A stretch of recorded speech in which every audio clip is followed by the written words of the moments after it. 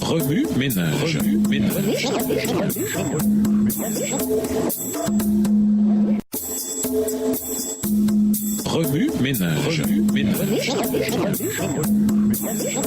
Bienvenue à votre émission Remue-ménage. Nous voilà à la leçon de dimanche, intérioriser, abandonner la timidité. On ne sait pas exactement depuis combien de temps les disciples suivaient Jésus, mais au cours de leur formation, le maître leur enseigna à prier. Luc 11, versets 1 à 13. Le récit de Luc dit que le Christ priait en un certain lieu depuis un certain temps, verset 1. Apparemment, ce n'est pas l'endroit exact ni la somme de temps passé en prière qui ont retenu l'attention de Luc. Ce dernier insiste avant tout sur la réponse admirative des disciples et leur désir d'être enseignés. Ceci révèle 2 points. Premièrement, la prière n'est ni un talent, ni un don, ni une capacité innée. Certains peuvent placer l'acte de prier à un niveau élevé où seuls des individus particuliers excellent. Certains peuvent penser que Dieu entend les prières des uns, mais pas celles des autres. Cependant, la prière est une conversation entre l'humanité et le divin, une compétence qui peut être enseignée. Qui peut mieux enseigner comment jeter un pont entre les deux royaumes que le Christ lui-même? Qui est venu pour être effectivement ce pont? Lui avez-vous demandé comment prier? Paradoxalement, cette demande est déjà une prière. Deuxièmement, quelque chose de phénoménal et de surnaturel émanant de sa conversation avec son Père amena les disciples à lui faire cette demande. Alors que le Christ enseignait et faisait des miracles, les disciples se firent un devoir de lui demander directement comment il priait. Ils avaient sans doute vu d'autres gens prier, les prêtres, les lévites, les dirigeants juifs et même les disciples de Jean. Mais la prière du Christ transcendait toutes les autres à un point tel qu'ils attendirent qu'il eût terminé de prier pour lui adresser leur requête. Après avoir donné l'exemple du Notre Père, Jésus présente une parabole sur la pierre, Luc 11, versets 5 à 8. Tandis que de nombreux autres détails et observations peuvent être commentés, le point culminant vient au verset 9. Même s'il ne se lève pas pour les lui donner parce qu'il est son ami, il se lèvera à cause de son insistance effrontée et il lui donnera tout ce dont il a besoin. Dans la version Nouvelle Bible Second. Le mot grec philo signifie ami et évoque un bon ami, pas une connaissance superficielle. Qu'est-ce qui a amené l'homme à sortir de son lit au milieu de la nuit et à risquer de réveiller ses enfants? Le mot grec rendu par insistance saute aux yeux. Le grec nuance le mot anaïdeia qui signifie persistance effrontée ou audace sans gêne. C'est ce type de persistance